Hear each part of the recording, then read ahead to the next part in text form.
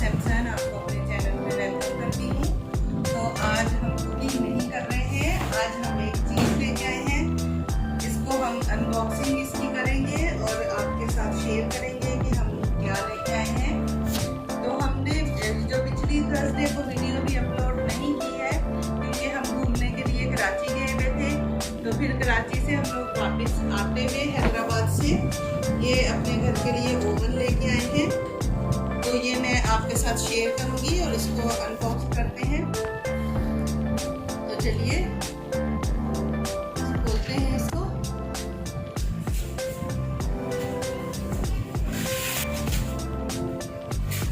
तो ये देखें, हमने डिब्बे से निकाल लिया है इसको।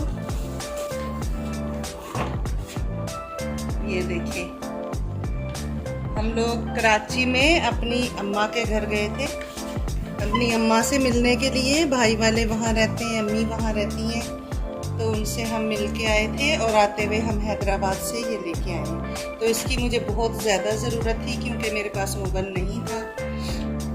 तो मैं जब भी बेकिंग करती थी तो उसको चूल्हे पे करती थी, गैस पे, और अभी मैंने ये ओवन ले लिया है।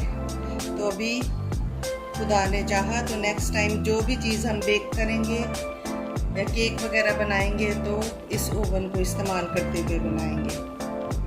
तो व्यूवर्स, अगर आपको मेरी वीडियो ये अच्छी लगी हो तो आप इसको लाइक, शेयर और सब्सक्राइब करें।